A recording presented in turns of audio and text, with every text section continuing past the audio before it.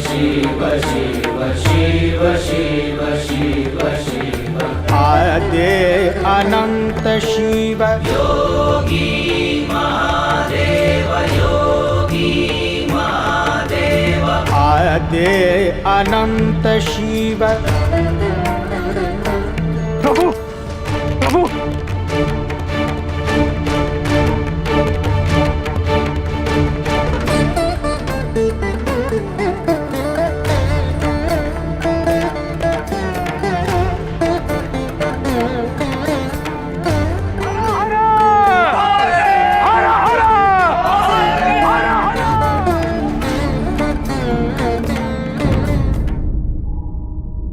गुरुदेव कुछ तो बोलिए। हाँ, ये सत्य है तारकासुर कि महादेव ने पार्वती को अपनाने का निर्णय ले लिया है। शीघ्र ही वो दोनों विवाह भी कर लेंगे।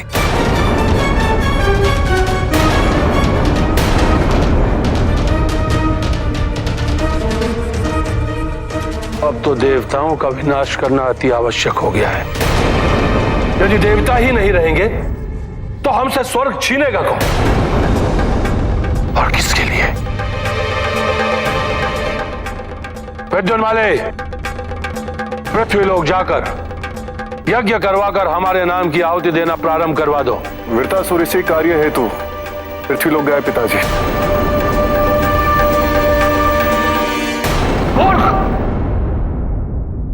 तुम तीनों पुत्रों को मेरे कार्य में योगदान देने में कष्ट क्यों होता है? क्या तुम्हें अच्छा नहीं लगेगा कि तुम्हारे पिता का आधिपत्य स्वर्गलोक पर सदा बना रहे? यह मेरा आदेश है। केवल पृथ्वी लोक पर नहीं, तीनों लोकों पर मेरी इच्छा की पूर्ति की जाए। जाओ।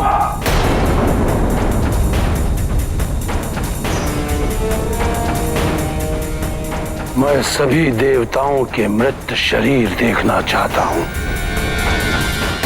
तारकासुराय नमः। अब असुरों को हविष मिलेगा, देवताओं को नहीं। देवताओं को हविष न मिलने के कारण उनका अंत हो जाएगा। जय तारकासुर।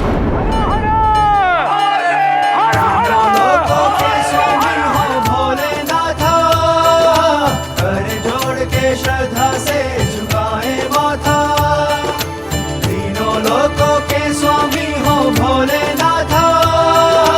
कर जोड़ के श्रद्धा से झुकाए माथा। हर बोला हर हर महादेव, हर बोला हर हर महादेव, हर बोला हर हर महादेव, हर बोला हर हर महादेव।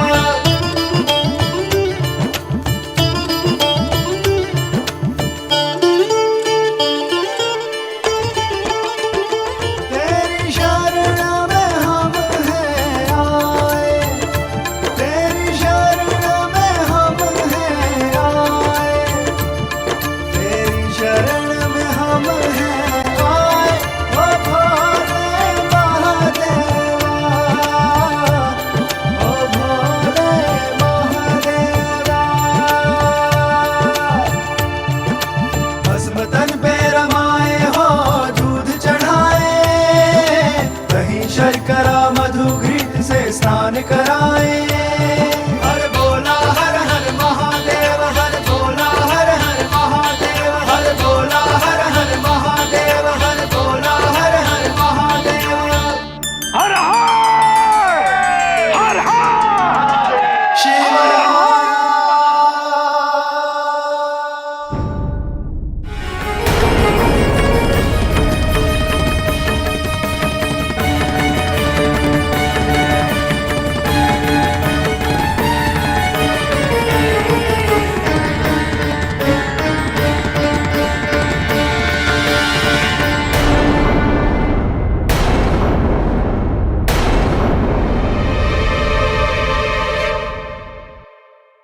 तारकासुर द्वारा देवताओं के शक्ति स्रोत में अवरोध पैदा कर देने से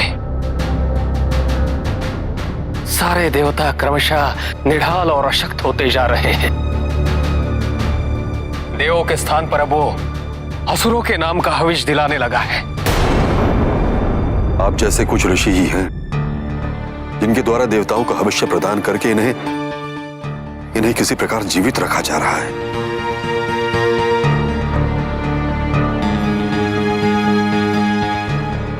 इतने अल्प आहार से देवताओं के लिए अधिक समय तक जीवित रह पाना असंभव है। देवगुरु होने के नाते आपको शीघ्र ही कोई अभेद्य उपाय सोचना होगा। आपके द्वारा निर्धारित युक्ति से ही देवताओं के अस्तित्व की रक्षा की जा सकती है गुरुदेव। इंद्रदेव, तारकासुर को रोक पाना असंभव है। अब तो स्वयं नारायण ही इसका कोई समाधान बता सकते हैं। चलिए ब्रह्मदेव को साथ लेकर क्षीर सागर चलते हैं।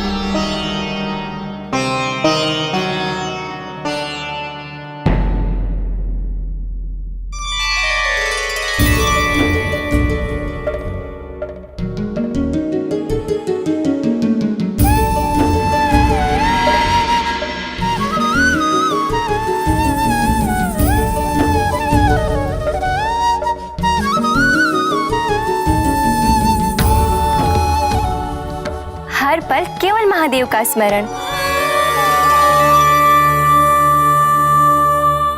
हम सखियां तो अब नाम मात्र को भी नहीं रही।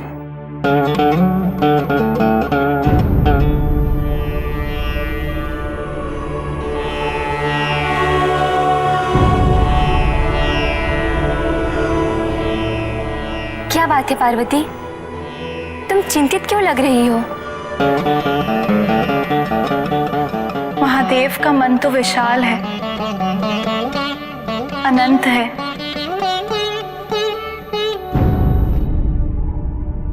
बहुत भोले हैं हमारे शिव। कभी भी कहीं भी किसी के भी बुलाने पे चले जाते हैं, कहीं भी निवास कर लेते हैं।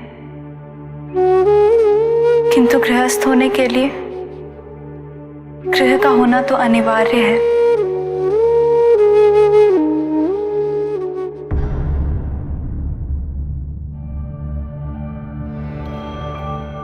आपको तो विदित होगा नारायण कि तारकासुर ने देवताओं के भविष्य पर प्रतिबंध लगाकर देवताओं को आसक्त कर दिया है।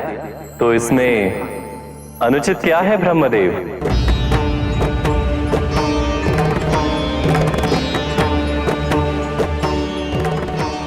प्रभु, हम सभी देवता मृत्यु के समीप पहुंचते जा रहे हैं और आप कह रहे हैं कि इसमें अनुचित कुछ नहीं। तारकासुर की अति में शीघ्र ही विराम देने की आवश्यकता है नारायण, और ये कार्य केवल आप ही कर सकते हैं प्रभु। कुछ करने की आवश्यकता कहां है देवगुरु? जो कुछ असुर कर रहे हैं उसमें देवताओं का कल्याण ही निहित है। ये आप क्या कह रहे हैं नारायण? देवताओं का हित तो असुरों के विनाश में है, परंतु यहां तो देवगुरु, आहार 3 प्रकार के होते हैं, सात्विक, राजसी और तामसिक। आहार ही वो साचा है जिससे आचरण को और प्रवृत्ति को आकार मिलता है, और असुर अपने तामसिक आहार के स्थान पर यदि देवताओं के सात्विक आहार का सेवन कर रहे हैं तो उससे उनके असुरी शक्तियों का हनन निश्चित है। तारकासुर ने अपने हनन की कार्यवाही स्वयं ही निश्चित कर ली है।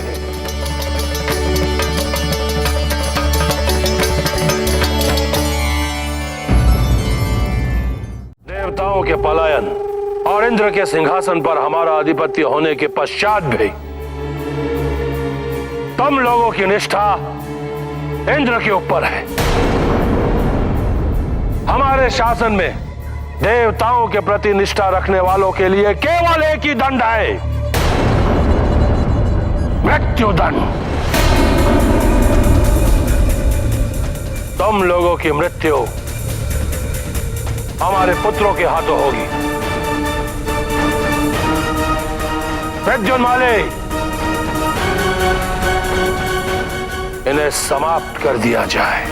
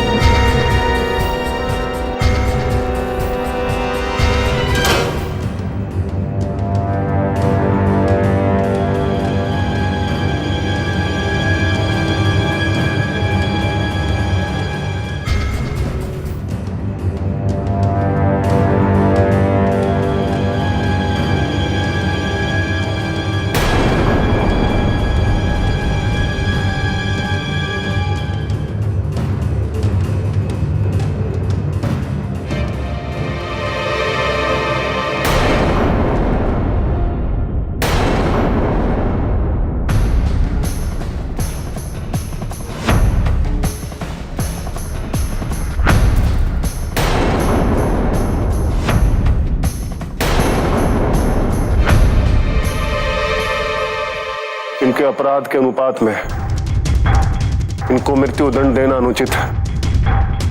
इन्हें प्राण दान दे देना चाहिए।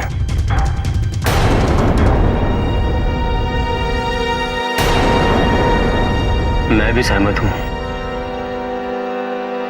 हम भी। सैनिकों, बंदियों को स्वतंत्र किया जाए।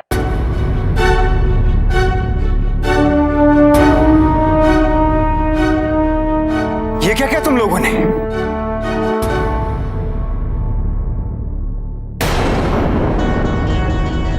तुम्हें इस बात का तनिक भी आभास है कि ये कार्य कर कर तुमने अपने पिताश्री की आज्ञा की अवहेलना की है? निर्दोष को मृत्यु दंड देने से कहीं अच्छा है मृत्यु दंड के आदेश का उल्लंघन करना। पिताजी द्वारा निर्दोषों पर अत्याचार करने की, उन सबको नष्ट करने की प्रवृत्ति हमें लेश मात्र भी नहीं भाती गुरुदेव। देवताओं का स्वर्ग से पलायन करने के पश्चात भी पिताजी उन्हें समाप्त करने की योजना बनाते रहते हैं। मुझे भी ये सर्वथा अनुचित लग रहा है। किंतु पिताजी को इस तथ्य से अवगत कराने का साहस कौन करेगा? शिष्य को विवेक का ज्ञान कराना गुरु का कर्तव्य है। पिताजी को इस बात का आभास आप ही करवाएंगे गुरुदेव। आप।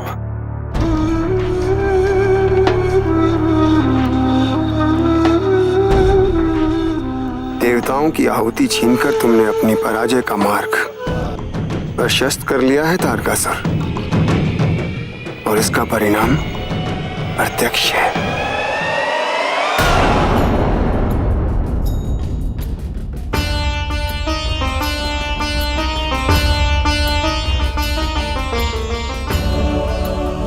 भैरवती, शुभ घटनाओं का ये कैसा क्रम चला है हमारे जीवन में।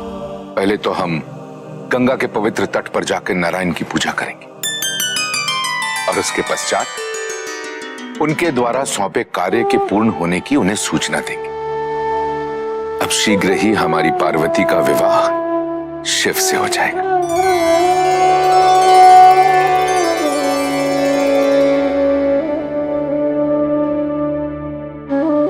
और इस विवाह समारोह में मुख्य अतिथि होंगे भगवान विष्णु। बहन माना है उन्होंने हमारी पार्वती को।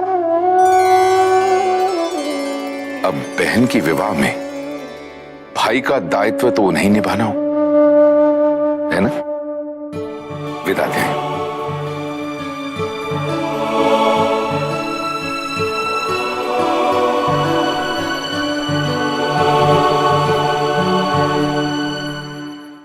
प्रभु, एक प्रश्न का उत्तर मैं अभी भी ढूंढ नहीं पा रहा हूं। माता ने ऐसा क्यों कहा कि अब आपको भी परीक्षा देनी होगी, कि अब आपकी तपस्या आरंभ होने का समय आ गया है? उनके कथन का क्या तात्पर्य है प्रभु? माता के चरण कमल इस कैलाश पर कब पड़ेंगे? माता आपके साथ इस कैलाश पर विराजमान होगी। बताइए प्रभु। बताइए प्रभु, मैं भी जानना चाहता हूं, माता पार्वती ने किस तपस्या की ओर संकेत किया था? एक विशेष तपस्या है नारद। इस तपस्या में मुझे पति का रूप धारण कर पार्वती के माता पिता से पार्वती को मांगना होगा। प्रभु, परंतु आप तो भगवान हैं। आप इस सारे संसार को सब कुछ देते हैं। आपके गरिमा हेतु मांगना या मनोहार करना अशोभनीय नहीं होगा। नंदी, सफल विवाह के लिए माता पिता की स्वीकृति आवश्यक होती है। सती से मेरा वैवाहिक जीवन कलेशदायी नहीं होता यदि मैंने सती से तक्ष की स्वीकृति के पश्चात विवाह किया होता। विवाह की नियमावली से ऊपर कोई नहीं होता, स्वयं भगवान भी नहीं। अंततः पार्वती से विवाह करने के लिए मुझे ये प्रस्ताव उनके पिता के समक्ष रखना ही होगा। किंतु अब भी मैं आपसे सहमत नहीं हूं।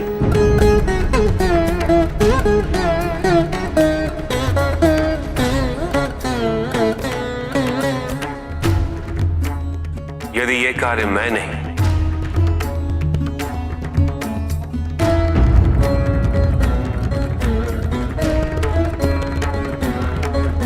एक नट करे तो?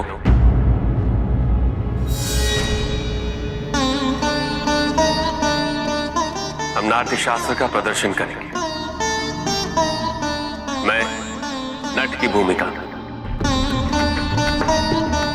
तुम देवर्षि नारद के साथ वादक की भूमिका निभाओ। आज तक नाट्य शास्त्र केवल कैलाश पर ही हुआ है।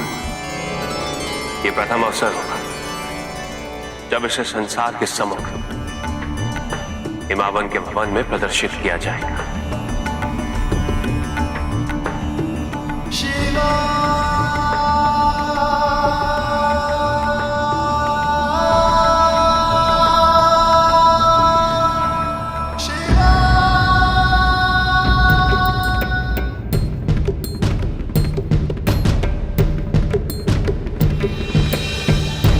ओम नमो नारायणाय, ओम नमो नारायणाय, ओम नमो नारायणाय, ओम नमो नारायणाय।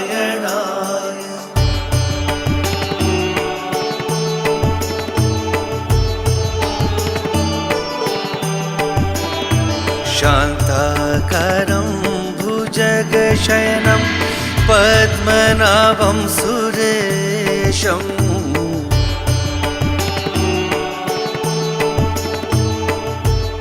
महादेव,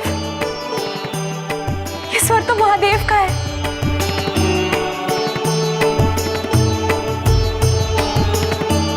अरे महादेव आ गए। वो पिताजी से हमारे विवाह का प्रस्ताव रखेंगे।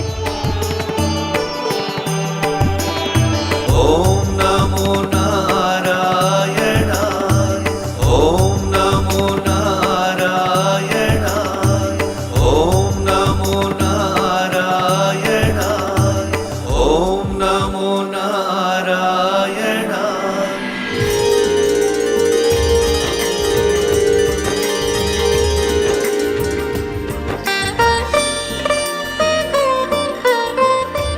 ये लोग कौन हैं? नाट्य शास्त्र के विशेषज्ञ विश्वविख्यात नट हैं हमारे गुरु। राजा हिमावन के भवन में अपने कला प्रदर्शन हेतु आए हैं। आपका स्वागत है। मैं भी राजभवन में जाकर इसकी सूचना देती हूँ।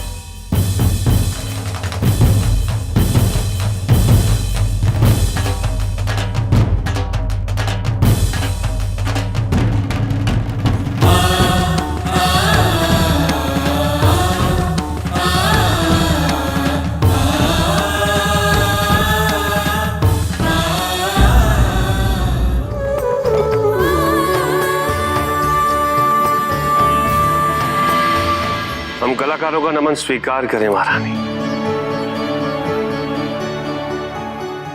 जया विजया ने आपके आगमन की सूचना हमें दी थी। बहुत ही मधुर और मीठा स्वर है आपका। अभी आपने मेरे गुरुदेव की कला का संपूर्ण प्रदर्शन देखा कहाँ है महारानी? भगवान विष्णु के दशावतार की कथा अपने नृत्य नाट्य द्वारा प्रस्तुत करने में इनकी प्रतिभा अतुल्य है। फिर तो आज का ये दिन इनकी नृत्य नाटिका से ही आरंभ होगा। जया विजया, नृत्यशाला में इसका प्रबंध किया जाए। माँ, नृत्यशाला की सारी सजावट हम स्वयं करेंगे।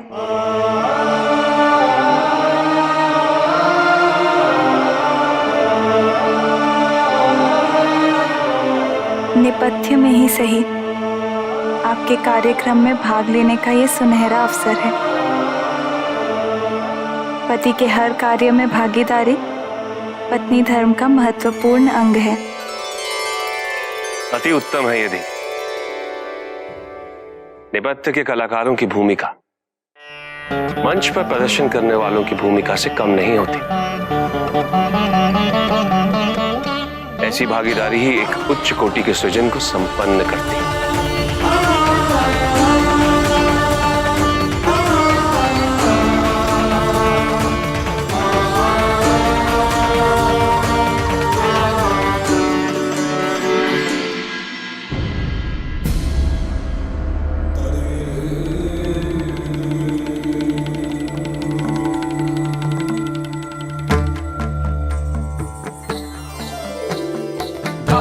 दादा दा गदि गन दे दे धन दा दा तकट तक दिन तकट तक दा तकट तक दा तकट तक तक दा तकट तक दिन तकट तक दा दा तकट दा दा दा तकट दा दा दा तकट दा।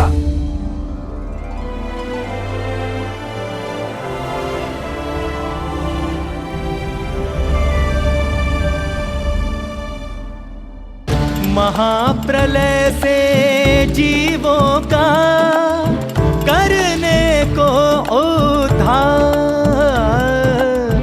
मत्स्य रूप में विष्णु जी ने लिया प्रथम अवतार। शेषनाग को डोर बनाया, मनु के जहाज में सबको बिठाया, जीवों को संकट से छुड़ाया, वेदों को असुरों से बचाया।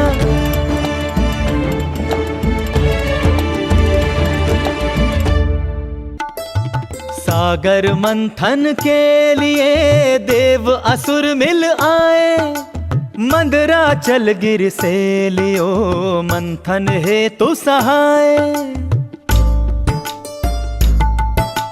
बृहदगिरि का सिंधु जब सह नहीं पाया भार, तब श्री विष्णु ने लियो कच्छप का अवतार, कच्छप का अवतार।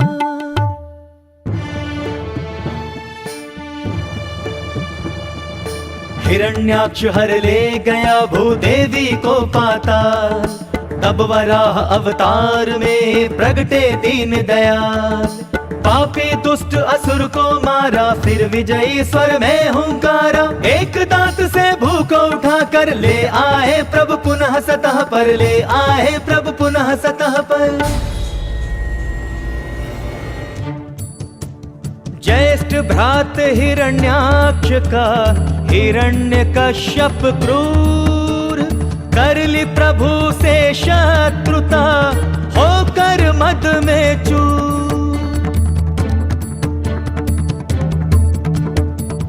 निज सुत भक्त प्रहलाद को देकर कष्ट अपार, बोला रक्षा है तू निज ईश्वर को तू पुकार।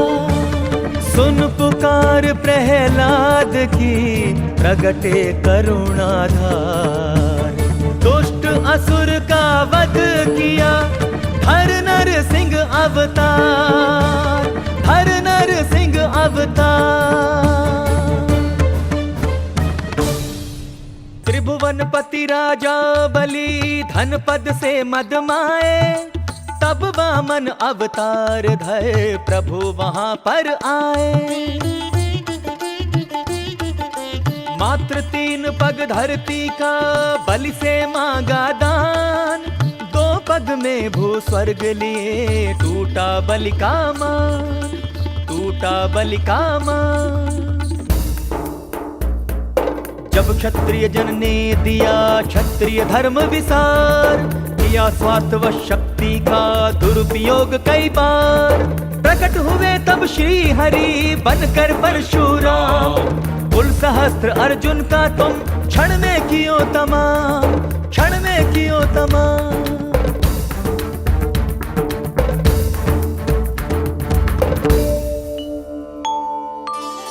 त्रेता युग में राम बन प्रभु धरा पर आए, मन सा वाचा कहे मना, धर्म ध्वजा फहराए, धर्म ध्वजा फहराए। रावण का वध कर उसे भेज दिया निज धाम, मर्यादा पुरुषोत्तम कहलाए श्री राम, कहलाए श्री राम। द्वापर में श्री कृष्ण बन प्रगटे दीनानाथ, 16 कला संपूर्ण छवि चक्र सुदर्शन हाथ। संतों का रक्षण किया, दुष्टों का संहार, देकर गीता ज्ञान प्रभु कियो जगत उद्धार, कियो जगत उद्धार।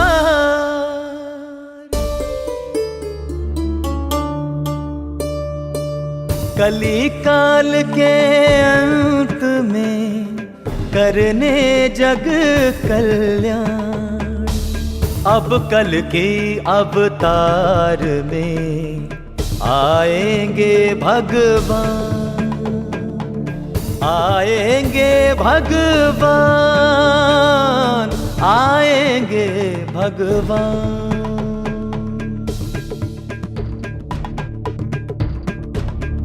हाथ तेज तलवार धर होकर अश्व सवार, भ्रष्ट जनों का श्री हरि कर देंगे संहार। होगी नीति और नैतिकता स्थापित चारों ओर, शांति सुव्यवस्था की फिर आएगी नवभोर, आएगी नवभोर, आएगी नवभोर।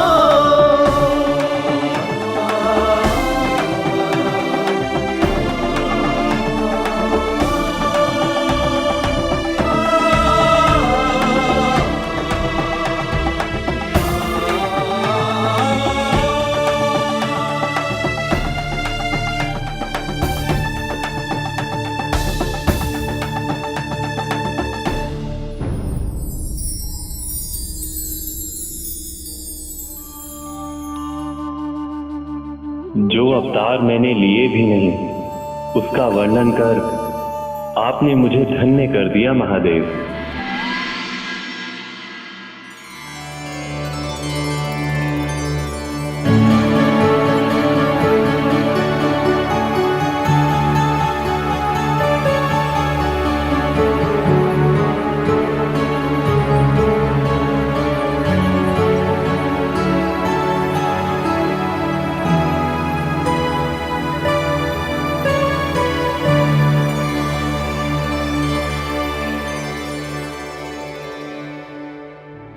आपकी कला वास्तव में अतुलनीय है।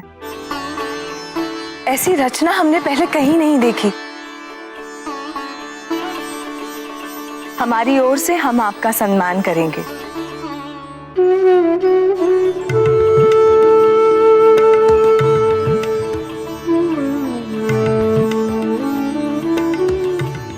हमारा उपहार स्वीकार कीजिए।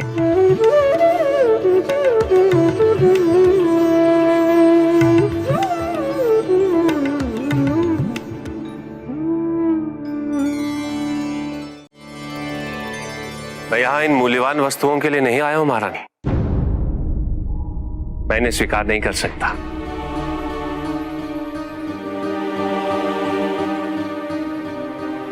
हम समझ गए। कदाचित तुम्हें अधिक पारिश्रमिक की अपेक्षा है।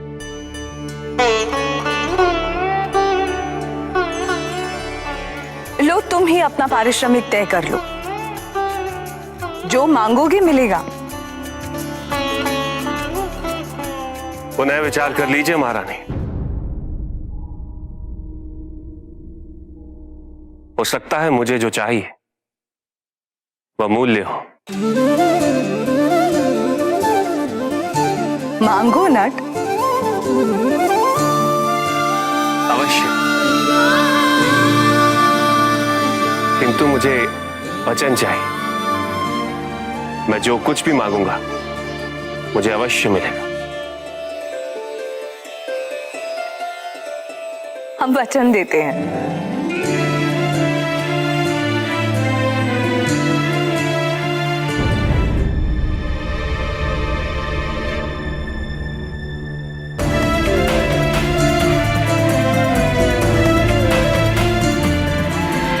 मैं आपकी पुत्री से विवाह करना चाहता हूं।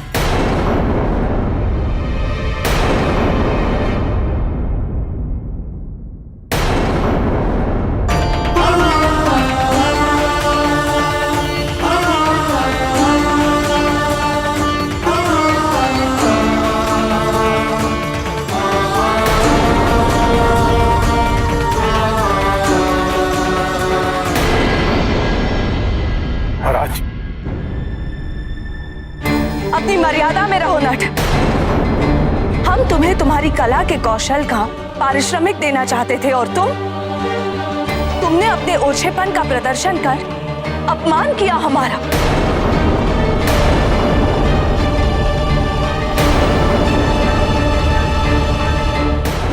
अपने दिए हुए वचन की पूर्ति कीजिए महारानी। पार्वती को मुझे सौंप दीजिए। दुष्ट, तुम निकल जाओ यहाँ से। मैं तो बस आपसे आप ही के वचन की पूर्ति का आग्रह कर रहा हूं। सैनिकों! अरे रुक जाइए।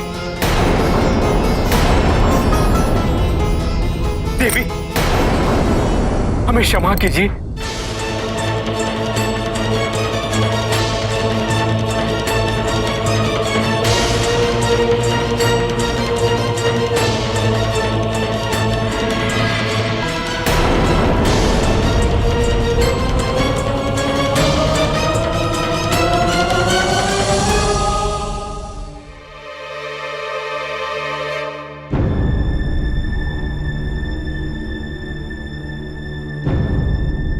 मैं तो यहां अपने प्रदर्शन का पारिश्रमिक मांग रहा था, किंतु अपमानित करके निकाला जा रहा हूं।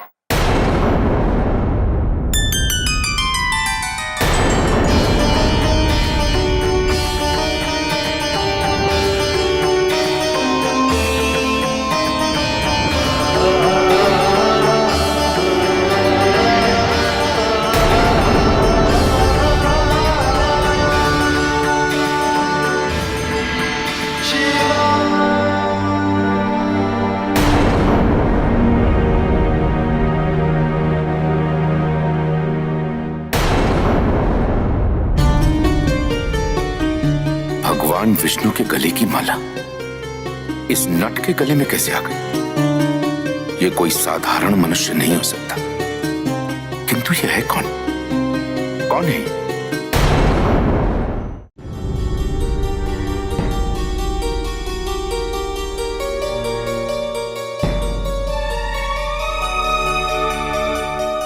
महादेव ने ऐसा क्यों किया? कहीं माता द्वारा किए गए अपमान के पश्चात वो कहीं पार्वती,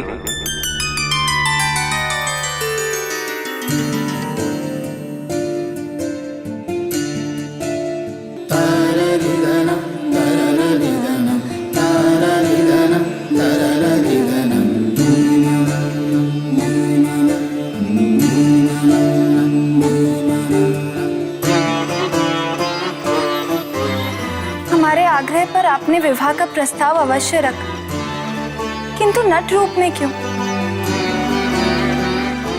हमारी माँ हमारा हाथ किसी साधारण नट को कभी नहीं सौंपेंगी। यदि आप अपने शिव रूप में आते तो माँ कभी मना नहीं करती।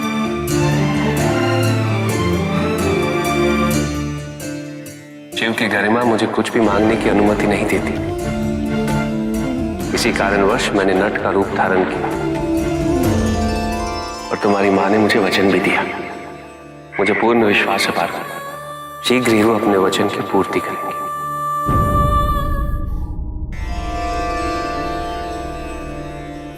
हम समझ गए महादेव, हम आपकी गरिमा के विपरीत कोई भी कार्य नहीं करवाना चाहते। आपने हमारा सुझाव स्वीकार किया, यही हमारे लिए बहुत बड़ी उपलब्धि है। हमें विश्वास है कि हम माँ को मना लेंगे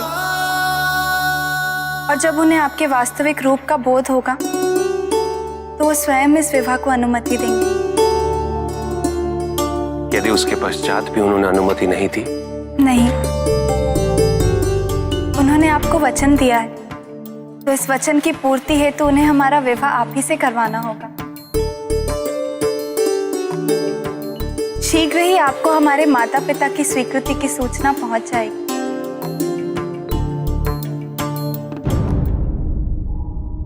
वो नट महादेव के अतिरिक्त और कोई नहीं हो सकता। महादेव के देवत्व की पुष्टि भगवान विष्णु की माला से हो गई थी, जो उन्होंने अपने कंठ में धारण किया था। जिस लक्ष्य को प्राप्त करने के लिए हमारी पुत्री पार्वती ने इतनी कठोर तपस्या की, जिसको वहन करना उसकी नियति थी, वो स्वयं उपस्थित होकर अपना प्रस्ताव हमारे समक्ष रखते हैं और हम उन्हें अपमानित करके अपने निवास से बाहर भेज देते। ये अशोभनीय ही नहीं, अमर्यादित भी है मैना।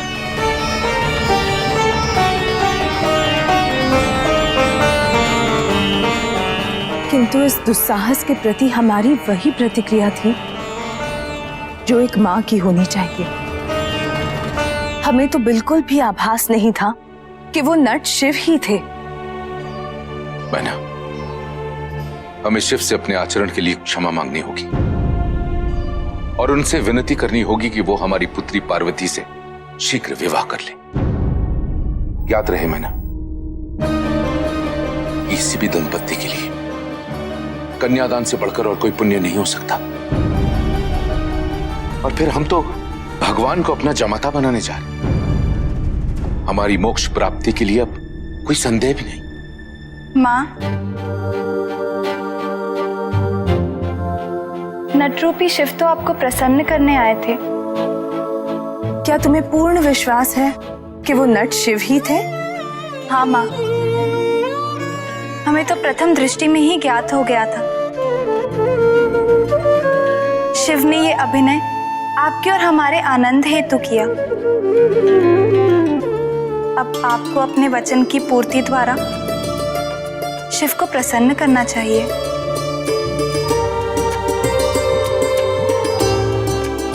हमें ये विवाह प्रस्ताव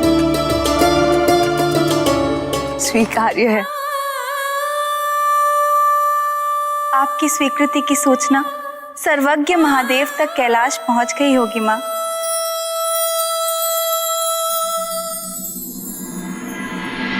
देवी मैनावती ने महादेव और माता पार्वती के विवाह को स्वीकृति देकर कैलाश को धन्य कर दिया है।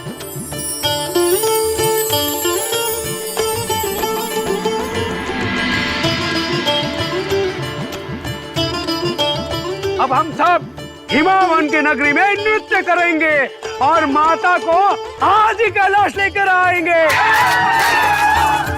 अधीर होने की आवश्यकता नहीं, माता कैलाश पर भी आएंगी और कैलाश का सूनापन भी दूर होगा। किंतु समय आने पर अभी प्रतीक्षा शेष है।